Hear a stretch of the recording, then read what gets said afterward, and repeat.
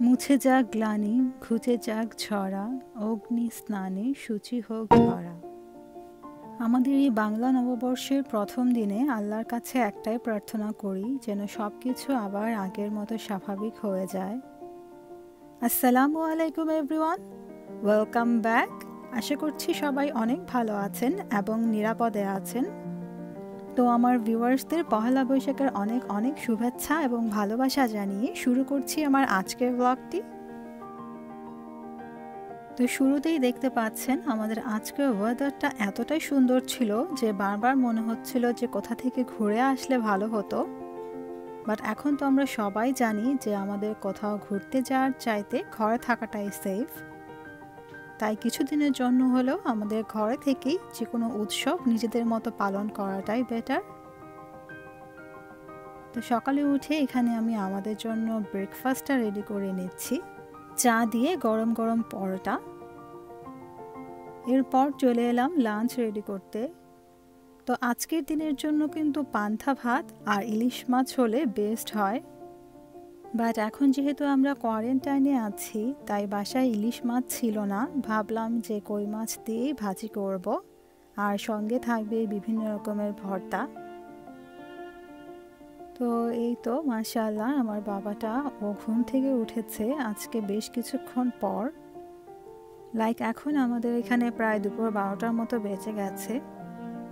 তো নর্মালি ও ক্রিবে ঘুমায়, বাট আজকে ওকে একটু ক্রিব থেকে এনে বিছানায় শুইয়েছিলাম, কারণ চাচ্ছি যে ওর অভ্যাসটা করাতে বিছানায় ঘুমানোর। আর ওদিকে আমাদের আজকে বৈশাখে কি পরবো তা রেডি করছিলাম। যদিও আজকে বাহিরে কোথাও যাওয়া হবে না, বাট তারপরও ঘরের ভেতরে নিজেদের মতো নিজেদের উৎসব পালন করতে দোষ কিসের। তো বৈশাখের সাজ বলতেই তো আমরা বুঝি যে সাদা শাড়ি, লাল পাড়, আর সঙ্গে ছেলেদের হচ্ছে লাল পাঞ্জাবি। তো ওটা ভেবে আজকে আউটফিট রেডি করা। তো হিজাব পরার কারণে দেখা যায় যে আমার ওরকম কানের দুল পরা হয় না। তো আজকে ওকেশনালি ভাবলাম যে একটু ঘরেই পরবো। আর ওয়াফিকের এটা হচ্ছে প্রথম বৈশাখ, তো ভাবলাম যে ওর সঙ্গে কিছু ছবিও তুলব। তো এরপর চলে এলাম দুপুরের খাবারটা রেডি করতে। তো এখানে আমি কই মাছগুলো যে ভিজিয়ে রেখেছিলাম, ওগুলো জাস্ট আমি মাছ বরাবর একটু কেটে নিয়েছি। এখন জাস্ট ভাজার জন্য সব মশলাগুলো দিয়ে দিচ্ছি। তো প্রথমেই দিয়ে দিলাম 2 টেবিল চামচ পেঁয়াজ বাটা। এরপর সব গুঁড়ো মশলাগুলো অ্যাড করে নিচ্ছি। তো মাছের পরিমাণ অনুযায়ী আজকে সব গুঁড়ো মশলাগুলোই আমি 1 টেবিল চামচ করে দিয়েছি। 1 টেবিল চামচ হলুদের গুঁড়ো, সঙ্গে 1 টেবিল চামচ মরিচের গুঁড়ো, আর সাথে 1 টেবিল চামচ ধনিয়া গুঁড়ো আর জিরে গুঁড়ো। এরপর দিয়ে দিচ্ছি স্বাদ মতো লবণ। এখন জাস্ট আমি সবগুলো ভালো করে হাতে মাখিয়ে নিচ্ছি, কারণ আমার কাছে মনে হয় যে যে কোনো কিছু মিক্স করার ক্ষেত্রে হাতই হচ্ছে বেস্ট। আর আমরা বাঙালিরা তো সব কিছুতে হাতেই ইউজ করা পছন্দ করি, তাই না? তো এখন আমি সবগুলো মাছ এভাবে উল্টে পাল্টে ভালো করে মাখিয়ে নিলাম। আর এগুলোকে এভাবেই রেখে দেব অ্যাটলিস্ট 15 মিনিটের জন্য। এতে করে মশলাটা ভালো করে মাছের সঙ্গে মাখবে। এরপর জাস্ট একটা প্যানে মিডিয়াম টু লো হিটে পরিমাণ মতো তেল দিয়ে সবগুলো মাছ বিছিয়ে দিলাম। এখন জাস্ট এগুলোকে একটু পর পর এসে উল্টে পাল্টে ভেজে নেওয়ার পালা।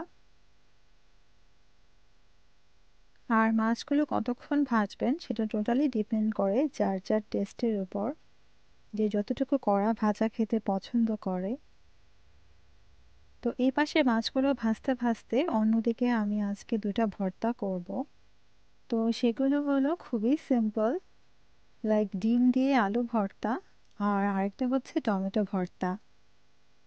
তো এই 2টা ভর্তাই আমার সবচাইতে পছন্দের, তো ভাবলাম যে আজকে সেগুলোই করি। আর এখানে আমি মাছ ভাজির জন্য একটু মশলা বানিয়ে নিচ্ছি। তো এর জন্য আমি মাছ মিক্স করার পর যে মশলাটা ছিল অবশিষ্ট, ওটাতে পরিমাণ মতো পেঁয়াজ আর কাঁচামরিচ দিয়ে একটু মাখিয়ে নিয়েছি। আর এই পাশে আমার মাছগুলোও ভাজা হয়ে গেছে। তো মাছ ভাজার পর যে তেলটা ছিল ওটাতে আমি এই মশলাটা ভেজে নিচ্ছি। আর এই মশলাটা আমার এতটাই পছন্দের যে আমি শুধু এটা দিয়ে ইচ্ছে মতো ভাত খেয়ে নিতে পারি। এরপর জাস্ট মশলাটা মাছের উপর এভাবে বিছিয়ে দিলাম, এতে করে মাছটা অনেক জুসি হয়, খেতে ভালো লাগে। আর এখানে আমি টমেটো ভর্তার জন্য টমেটোগুলো ৮ টুকরো করে কেটে নিয়েছি। আর সঙ্গে দিয়ে দিচ্ছি ৩টি বড় রসুনের টুকরো। এখন আমি সবগুলোকে একটু পানি দিয়ে সেদ্ধ করে নেব।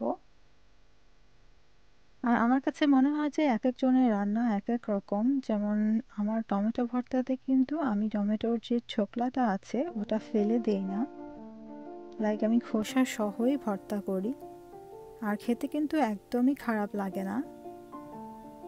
তো প্রায় 5 মিনিট জাল দেওয়ার পর আমার টমেটোটা প্রায় সেদ্ধ হয়ে গেছে।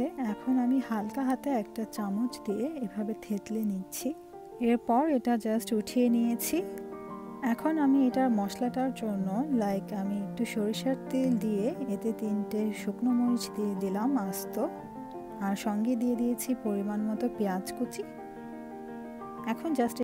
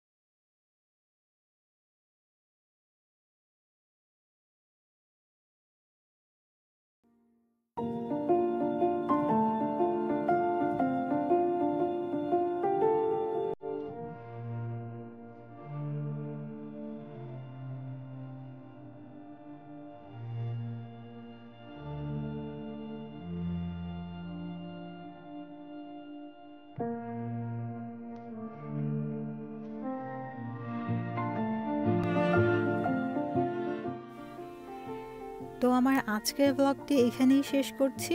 সবাই ভালো থাকেন, সুস্থ থাকেন এই কামনাই করি। আর আমার ব্লগগুলো ভালো লেগে থাকলে আমার চ্যানেলটি সাবস্ক্রাইব করতে ভুলবেন না। তো আজ আর না, আজকের মতো এখানেই বিদায় নিলাম।